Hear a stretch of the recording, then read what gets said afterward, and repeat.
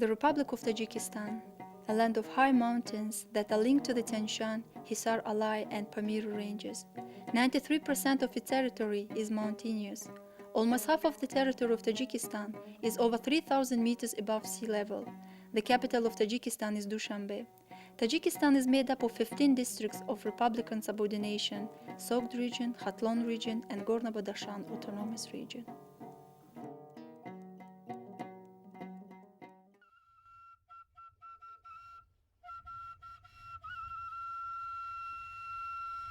Gorno-Badakhshan Autonomous Region is one of the largest administrative regions in Tajikistan. Its area takes up almost half of the territory of the republic. The people of Badakhshan speak many languages and use Tajik language, which is similar to Farsi, to communicate with each other. People who live in this part of Tajikistan are convinced that the Tajik language was spread here along with Islam at the end of the 11th century by a leading thinker of the East, the leader and missionary of the Ismaili faith, and a man with one of the highest spiritual ranks, Hujjat Nosir Khusraw from Qubodiyónî. This is why the majority of Badakhshanis have professed Ismailism for over 1,000 years and consider Nosir Khusraw to be their peer or spiritual leader.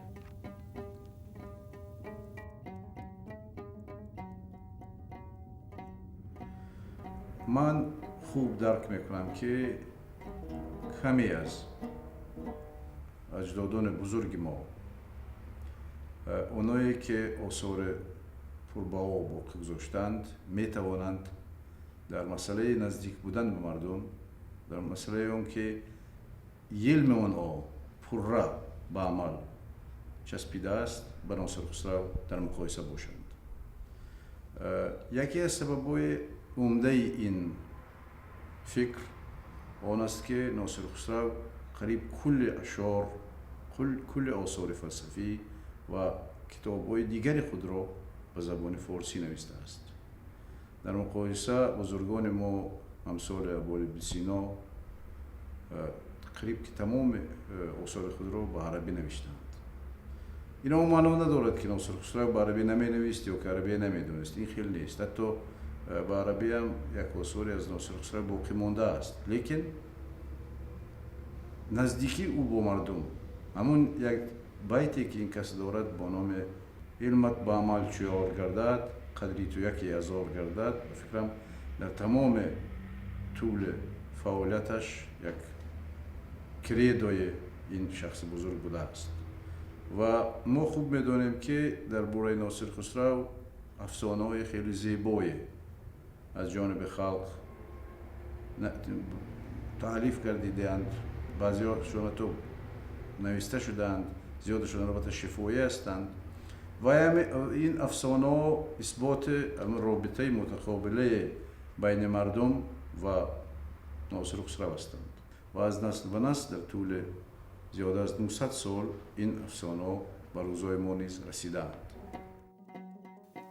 Between the 9th and 12th centuries, Qubodiyónî was one of the most developed and civilized places where Tajiks lived. Nosir Khusraw was born in this town to a noble family.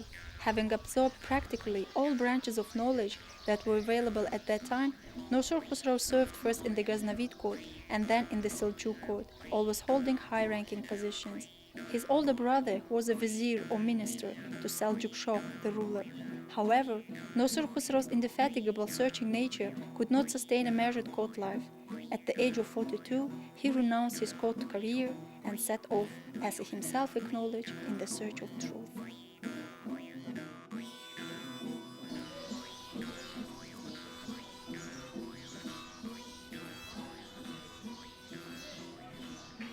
نگو من زاده همینجا هستم. 27 اولاد من اینجا گذشته است.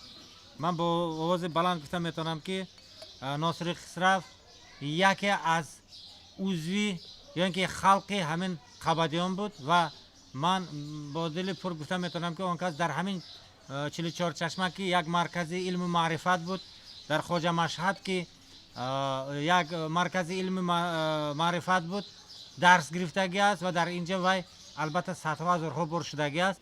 آخر برای شیعه در آمده، ترغیب شیعگی ها شده نشده، برایش وی رانده شده از همه جا. حتی میگویند آن شخص همچون کافر اعلان کردند. و دائم تعقیب میکردن. در بجایی که دستگیر میکردن البته حکم کشته باید اجرا میکردن.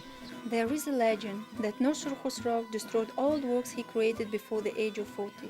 The first book he wrote after his 7-year travel is called Safarnoma, or Travel Logs, which is considered to be one of the most reliable and therefore extremely valuable works of the Middle Ages in the field of geography and ethnography.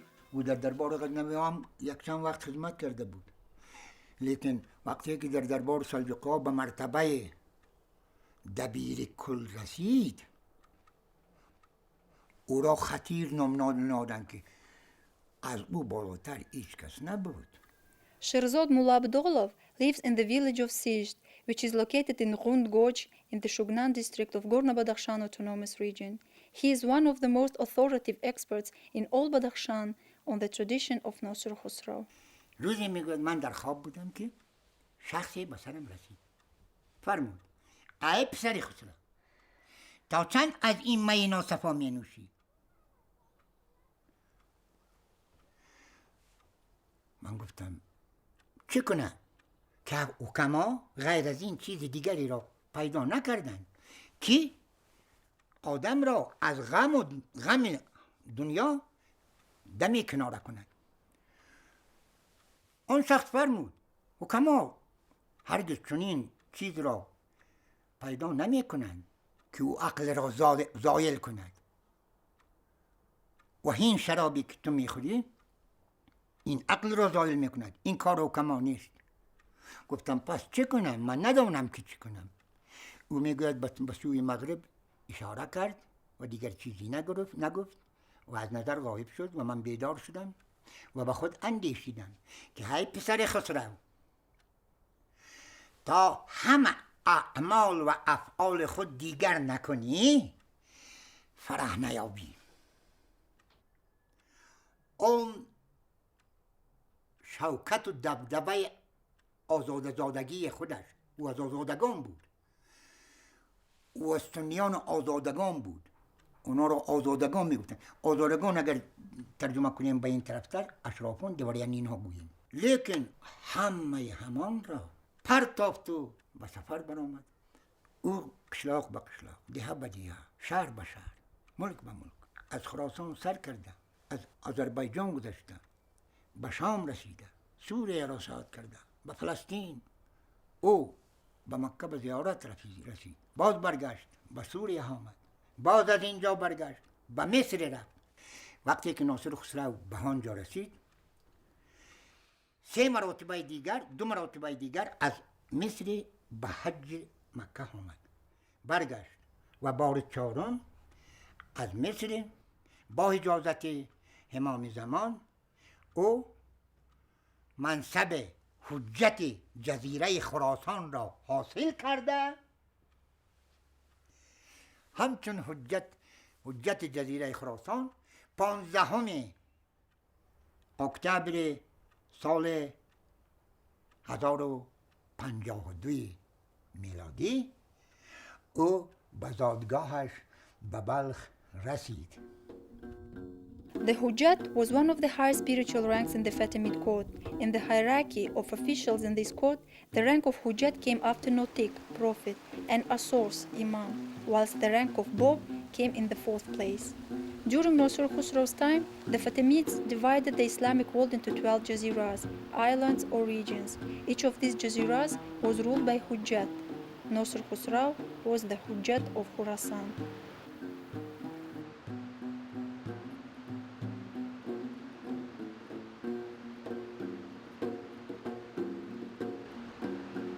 Nosir Khusraw's subsequent works are mostly treatises on Islamic philosophy and theology of Islam, commentaries and descriptions of the most complex problems of the theory and practice of faith. The study of man as God's deputy on earth is fundamental in his works, as is humans' relationship to nature, the cosmos, and to people who follow other religions. Because Nosir Khusraw's views of Islam were contradictory to the ideological and state interests of the Seljuks, the ruler of Balkh passed a death sentence on him. Thereupon, The ruler of Badakhshan, Ali ibn Asad, who was the Ismaili himself, invited Nosir Khusraw to his region and allowed him to hide from persecution in the cave of Yumgan. حضرت حکیم ناصری خسرو از جمله شخصیت‌های نهایت بزرگ، نویسنده، شاعر دوران زمان خود بوده. تمام اهالی یمگان، دره یمگان، خصوصا حضرت سعید به حضرت حکیم ناصری خسرو زیاد معتقد هستند و زین نهایت اطرافی که در دره یمگان هستند سالانه به زیارت حضرت حکیم ناصری خسرو تشریف می آورند و اراده مردمایی که اسماعیل مذهب هستند اینجا حیوانات میارن به نام خداوند و به نام ناصری خسرو اینجا در سالهای گذشته ذبح میکردن، خیر و خیرات و صدقات میکردن. اینجا یک مغاره است، به اصطلاح ما مردم غار است، سوراخ است که هر کس به نیت دست میاندازه، دست خود هم تو دراز میکنه به این شکلی که شما ببینید اینجا دست انداختن اینجا میشه دست انداخته میشه با پاش افر بالا. این به ارتفاع امی منگ است. امی غار تقریبا که امی منگ 150 متر ارتفاع داره. راه رفت و آمد حکیم ناصری خسرو با اتاق بود و باش از امی راه غار است. از پایان می آمده از دو راه از برا می از این را داخل حجره میشه که حجره از اون تقریبا 25 متر از فعلا در جایی که ما شما ایستاده هستیم 25 متر پایان است. در نصف امی شخص جای اتاق بود باش در اونجا دفن شده.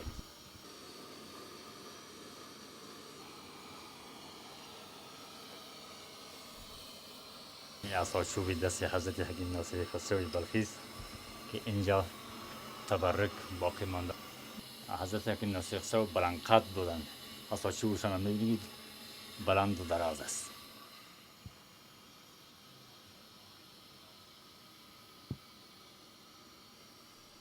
ناصر خسرو از غار یمگان هرگز بیرون نماند. همه آن چیزی که به نام ناصر خسرو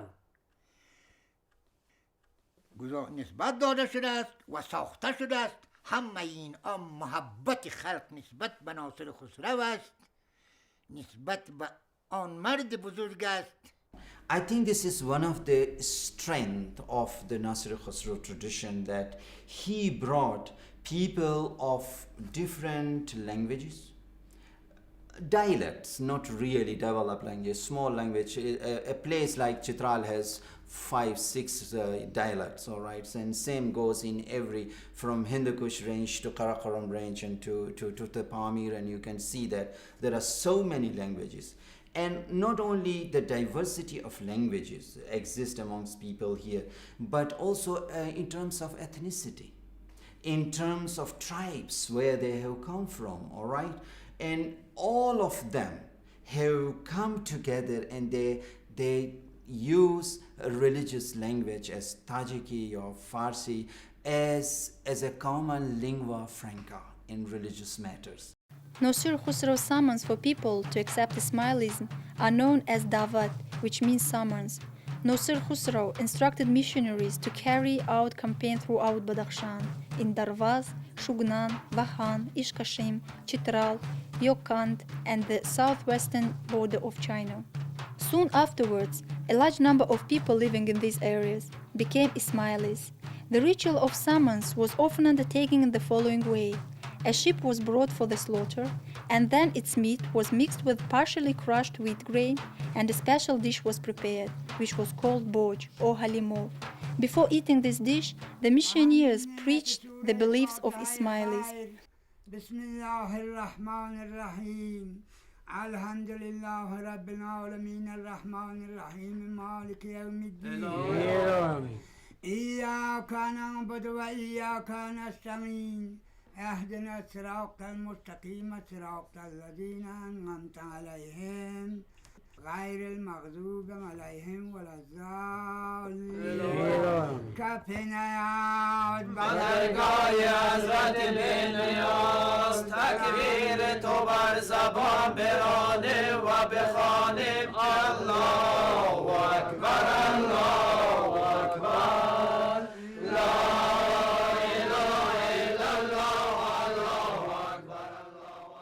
The This ritual still exists in the same form and is carried out in the same way. It is called Dawat-i Shoh Nosir, or the summons of Shoh Nosir. The ritual is carried out with the sacred song Madhiya Saroyi.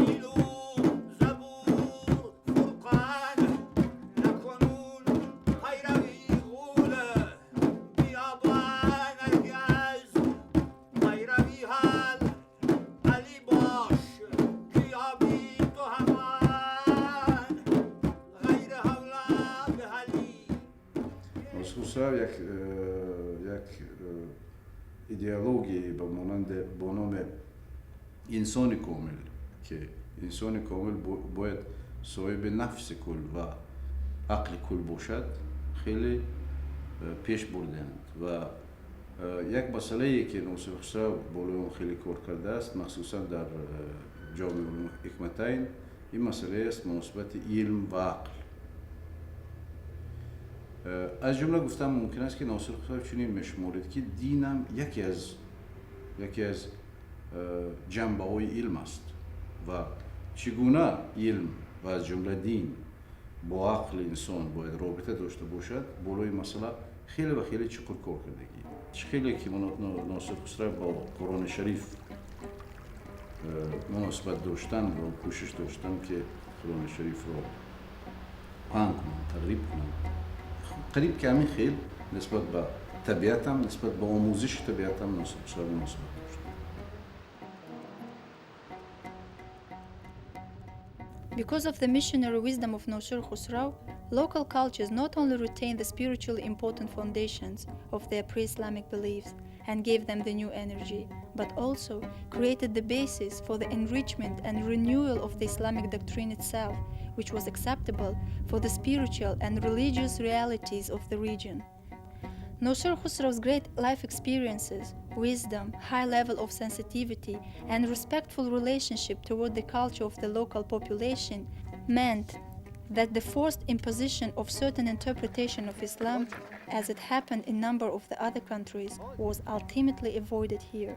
Islam was introduced to Badakhshan as a result of dialogue, compromise, and persuasion. According to Nosir Khusraw, nature is the mother of human. Do not be fooled, do not torment nature, since in relation to you, it has the same rights as your mother. As one's mother is respected, so nature must also be respected by human. This is why the use of natural resources, water, land, the plant and the animal world must be moderate within the limits of reason. Only with a cautioned relationship to the surrounding world can human retain his true divine representation on earth. If today we travel, we will see there are springs. Springs you can have Chashma Nosir Khusraw in Badakhshan, Tajikistan. And then we have other places of where the trees are attributed to Nosir Khusraw, that he may have sat there, he may have preached there, he may have talked to the people, he may have rested for a while, and people then identify that and respect these things. And they keep the water pure, drinkable, and they will not allow any animals to go to the sources of this and to make it harmful to human beings. They look after, you will see huge tree lying there for hundreds of years, and people have not cut it because it is a respect for nature that Nosir Khusraw taught these people about it. It is extremely important to understand this. And then how he brought it close to the lives of the people. This is a mountainous region. People's lives depended, and is still to a great extent, still it depends on animal husbandry it depends on cultivation, and it also depends on the wild animals that live on the mountains.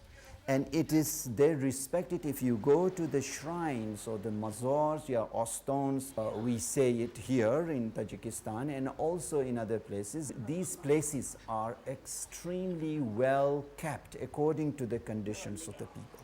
People go there to express their happiness. People go there to express their gratitude for what they have earned, for good fasal or for good crops, or having good yields of the year.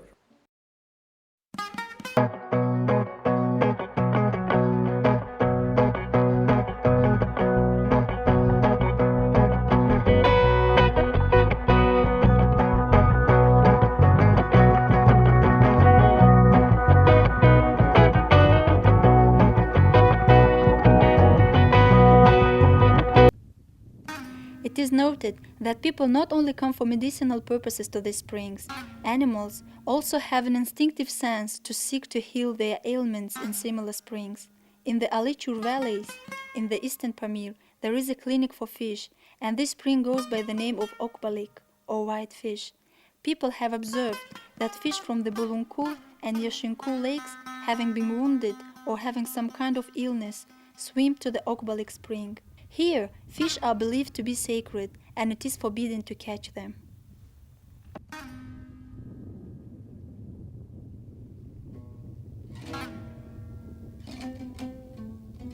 In the eastern Pamir, Kyrgyz Normans live side by side with Tajiks. This place is called Alichur. It is rich in boundless fields and gorges which are used for cattle breeding. For hundreds of years, Kyrgyz and Tajiks have lived in peace and relationship in these mountains. One of the main reasons for this good neighborly coexistence is their mutual tolerance of each other's religious rites and rituals. They share both the joy and the sorrow of the other.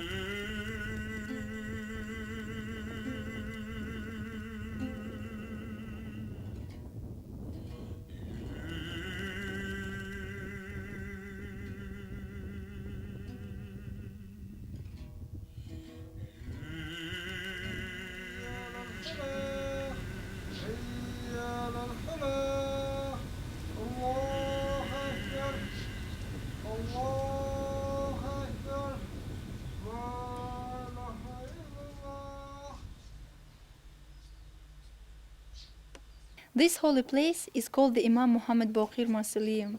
It is located in the village of Vankala in Shugnan region. There is a legend that after the people of Rund were called on to adopt Ismailism, Nosir Khusraw, coming to the entrance of the cave of this holy place, bid that he would only be summoned in the most extreme case, when he would need to be involved in the resolution of vitally important issues. Then he disappeared without having a trace. Every year, hundreds of pilgrims visit the Imam Muhammad Baqir Mausoleum. This highly mountainous place takes the holy name of the grandson of the Prophet and attracts worshippers from the very furthest corners. This Sunni Kyrgyz family came from Karakul, which is 500 kilometers from here, on the border with China.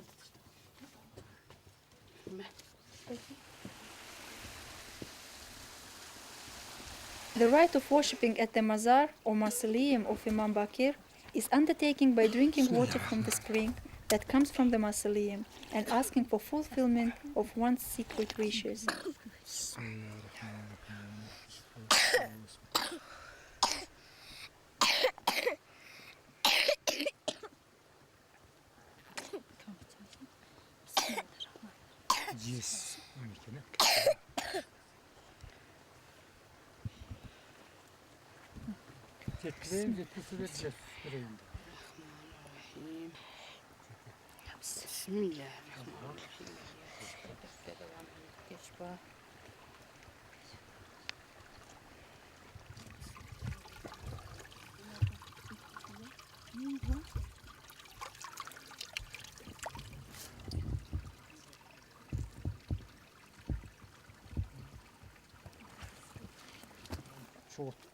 Allah'ım baldarınızı yapıklasın. Şuna. ата бабаларыбыз келип шунака кол салат да, шунда кимге нече чач бады. чыккан, тырмак чыккан, балалы болгондорго тырмак менен чач чыккан. Байлык болсо дагы башка бир нерсе чыккан экен да. Эми бул салттан калган да. Кол салат. Манан апа биз туугандарыбызга пиялага салып ичиребиз да, мазардан келди деп. Ал ажидан суу алып келет го, биз да шу ажида барып сууга чайкап ичиребиз балдарга. Тумо тийип калса.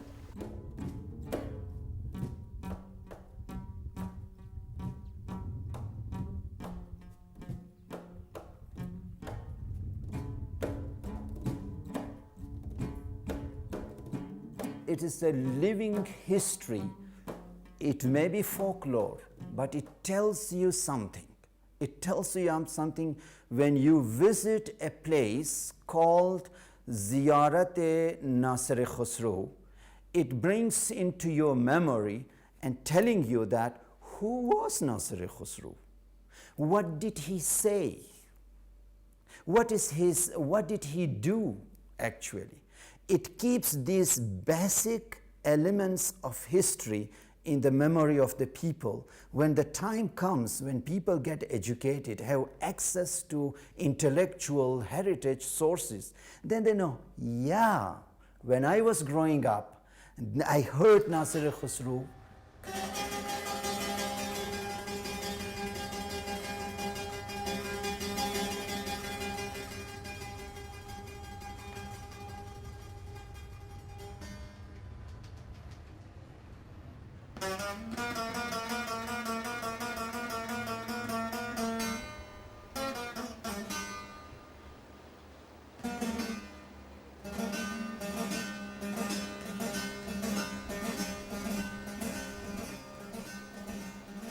اولاد ما بابای ما نوشته است کاغذ با سنگ یک شلاخ دیگر ما بالا از بار چیدیم در سنگ نوشته است که قبول ابن قربان بیک ابن دولت بیک ابن نیاز ابن ایلچی بیک ابن نیاز 6 پشت یاد کرده است.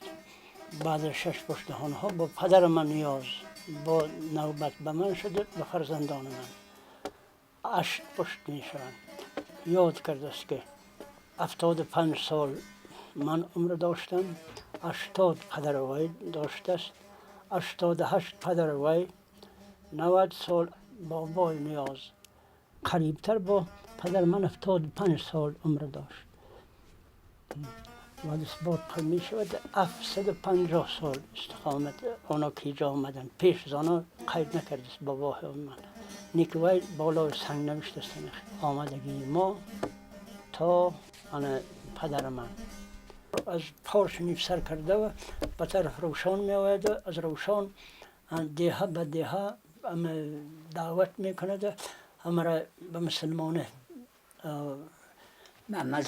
مذهب اساسی تشویق می کند بعد تا به همه جا می رسد تا همه شبه این جا همه دعوت می کنند بعد همه چه مزار به نام پیر شاه ناصر گذاشتگی ماندگی اینجا بعد به طرف سریز می رود با ایمگان ایراقته اعتقاد این از همه زور اعتقاد چیزی که من هست اعتقاد به یگان شخص نمیتواند سر امون شخص ببرید اعتقاد از دست نمیدید هیچ نمیشود اعتقاد اساسی ما پنجکننده دین مذهب اساسی ما ناصر خسرو امون هر چی مثال وای میگه دین خیلی این خیلی ما وای باور نیست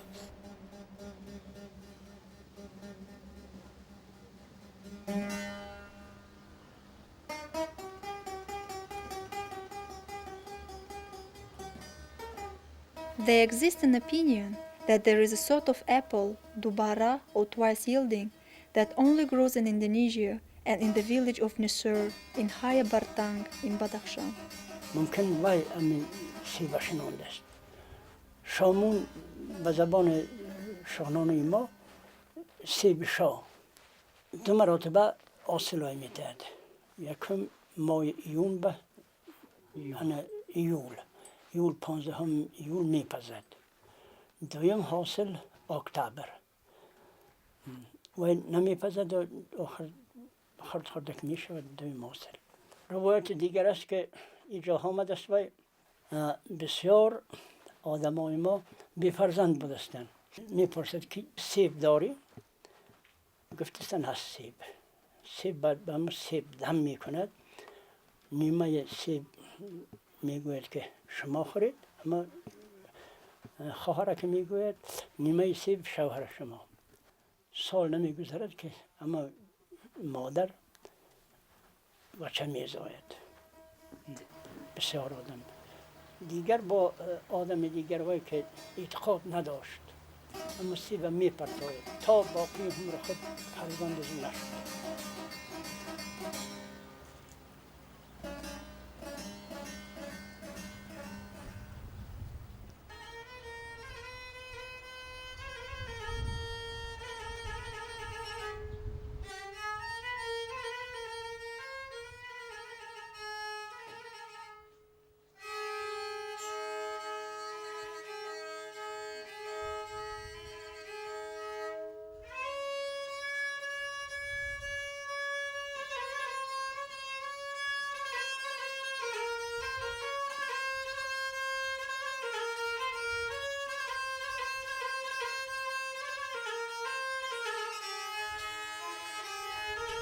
عموما مردم بدخشان به ارچه یک اعتقاد خاصی دارد و این به سبب نیست، چون که چوب ارچه شغنانی یک بوی به خود خاصی رو دارد که را فتنسیدها می نامند. او به هر گونه میکروارگانیسم های ضررآوری که باعث پیدا شوی کسلی ها می شوند این میکروارگانیسم ها را نیست می کند. غیر از این ماده هایی که از ارچه شغنانی جدا می شوند آنها سیستم عصبی انسان را خیلی مرتب می سازند. از برای همین آدمی که به زیارتگاه می رود و در سایه آن درخت اگر شیند و کمی در آنجا وای کند، او از آنجا وقتی که بیرون می آید به خود یک سبکی، یک آلت روبلندی را در اونجا پیدا می کند که این اعتقاد آدم را نسبت به این مقدسگاه باز هم پرزور می کند و آدم از آنجا خیلی خوشحال، آدم با یک روبلندی تازه از آنجا واپس می گردد.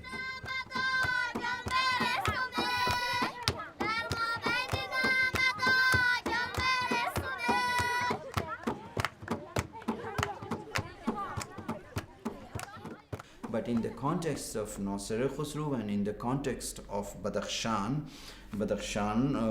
and these mountainous societies, if I may say it so, this mountainous society, life, because it's only at the most 6 months life is active.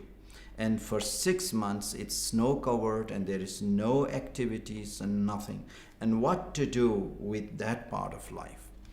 And all the aspects of life must be catered for during those 6 months as well. All right. One way is that this tradition brings together people gathered at night or daytime and whatever in a family environment. If you see that the houses they are built here and they are built according to the environment which caters not only for the individual family life but also for the social life. All right.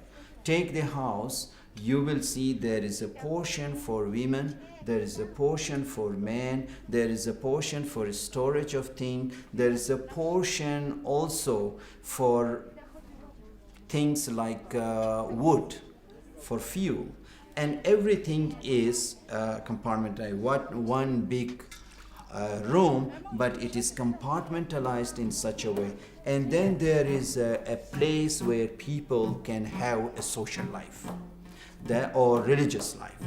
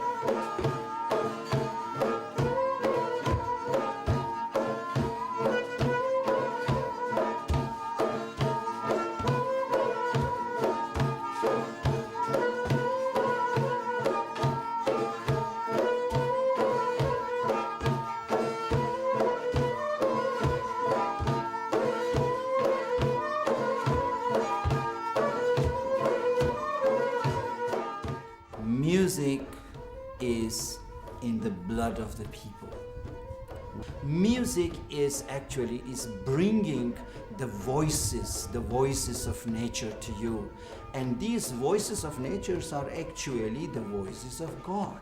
In any situation when people come together, and whether the intellectual discourse takes place or music environment, and they are sharing music, in all situations, I think when people share their life experiences, it brings strength to the people at large and in totality. Because when people become separate, isolated, away from music, only dry. I usually call, if there is no music into anything, then it becomes fruit without juice. If there is a fruit without juice, then nobody would like to eat it. It looks good to keep on the table. It looks red and orange and all this. But when you go to the essence of it, nobody is going to touch it. It's just to be looked. But I think faith is something, or culture is something that has to be juicy and full of juice. And that music is one of those elements.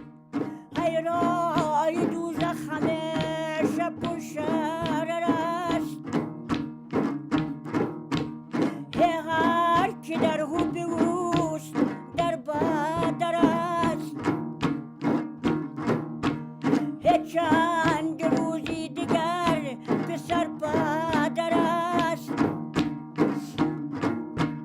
پایین چنین است دور چرخیگری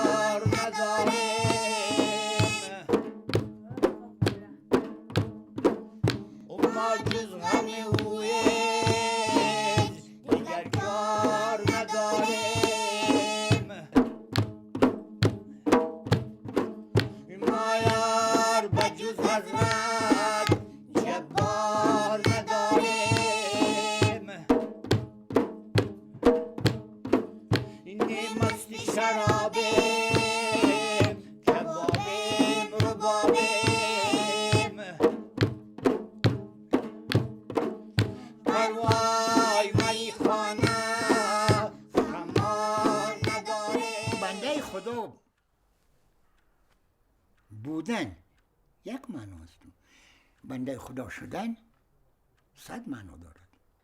یعنی خدا پرستی و خدا شناسی می شود. خدا پرستی این همین بندگانی که تمام همه مردمان دنیا بنده خدا هستند، خدا پرست هستیم. از نقطه نظر خدا پرستی خود بنده خدا هستیم همه. لیکن از اون نقطه نظر که خدا شناس شویم، بزرگترین بنده خدا ناصر خسرو بود. من بنده خدا از او بهتر ندانم و دانستنم نمیخواهم. All our conversations with Sherzod Mullah Abdolov took place in June 2003. When we returned to Badakhshan in May 2004, we planned to meet with him again, but we were too late. This time we only were able to see thousands of people from all over Badakhshan. His friends, family and relatives offer their final farewell to him.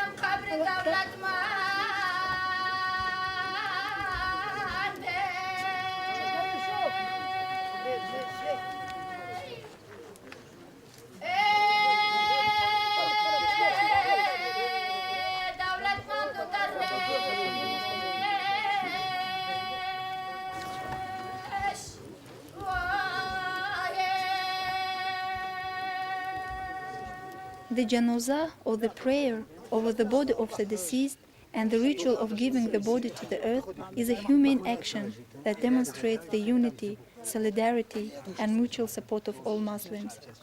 The rites of raising and lowering the tobut or the bier 3 times, pouring the water over the grave, and smoothing the earth on the top of the grave into the form of the triangle are all symbols of the relationship between human and nature.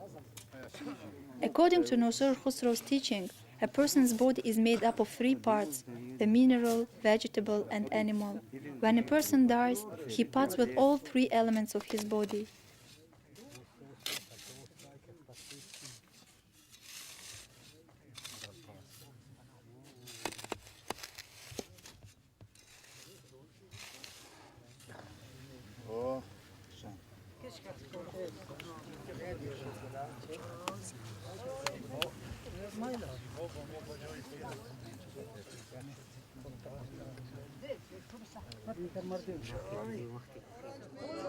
قرآن خمانت بیل کنه تو سیج مردم اکنت مهنت کتو درا دوست کم گیر تمازات بخیخ کنه تورادر قلوق بسیارت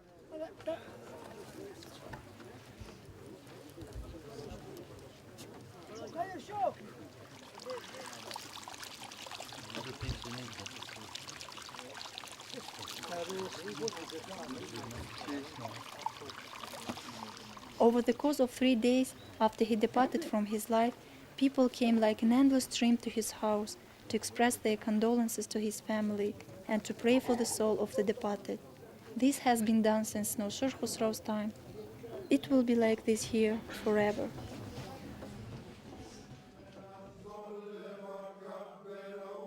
One of the most important religious rites that provides stability in Ismailis throughout Badakhshan and defines the foundation of the moral values of the people of this mountainous region is the rite of Charogh Roshan, or Dawat Fano, or Dawat Shah Nosir, summons of Shah Nosir. این توفه از روضه حضرت سید سرور کائنات و خلاصه موجودات آسانی مشکلات دفع کل مهمات هر که را جان دهد بر نبی و به یاد حلی و به نهره بلند و به غلغله صدر به حد به منتها پیغمبری خدا صلوات و صلی علی محمد و علی و علی آل محمد و علی صلوات بر محمد و علی. Charogh Roshan is a ritual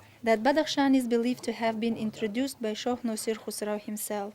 It lights the path of the deceased Ismaili on his way to heaven, when the person crosses a bridge between this and the other world.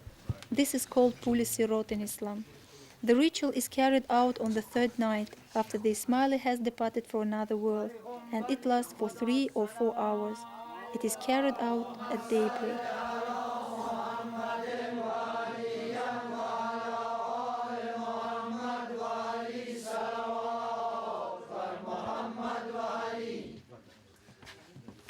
An animal that is brought for sacrifice in honor of the deceased is a symbol of person's soul, and the wick is his body. The bearing of the wick is similar to the drying out of the body, and the oil embodies the sum and energy of knowledge, which defines the strength of the soul. The amount of oil in the lamp, i.e. the amount of knowledge and wisdom that the person was able to take in, represents the brightness of his flame, and it appears before the grace of the Creator. أعوذ بالله من الشيطان الرجيم بسم الله الرحمن الرحيم وقل الحمد لله الذي لم يتخذ ولدا ولم يكن له شريك في الملك ولم يكن له ولي من الذل وكبره تكبيرا قنديل چراغ مصطفى را نور خدای و الزهرا پیوسته بخوان توی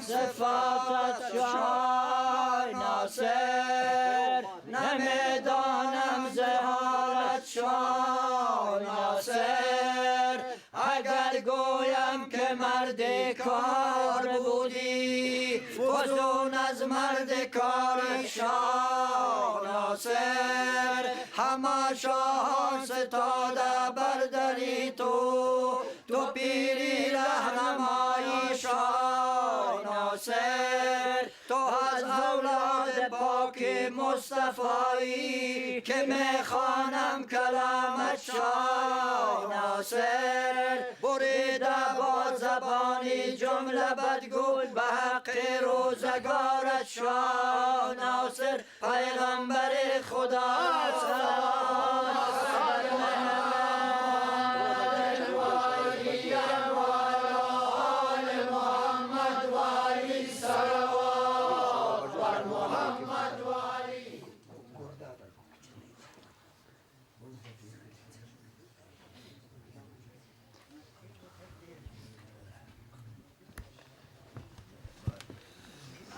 عاشق صاحب نظر در دعوتی ناصر درا ای مومنی صافی گوهر در دعوتی ناصر درا تا کی پریشان میروی مجهول و نادان میروی به امر و فرما میروی در دعوتی ناصر درا مجنون مرو غافل میا هوشیار شو کامل بیا برخیز ای مرد خدا در دعوتی ناصر درا اللهم صل علی محمد و علی و آل محمد و علی صلوات بر محمد و علی چراغ از جبار عالم به محمد آمد از محمد به علی آمد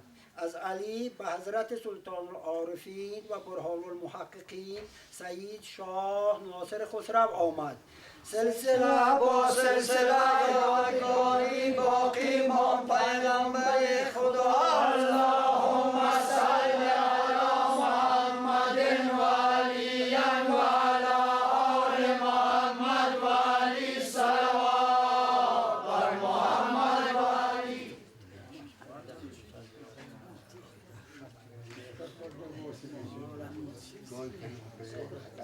پیغمبری خدا اللهم صل علی محمد و علی و علی آل محمد و علی صلوات بر محمد و علی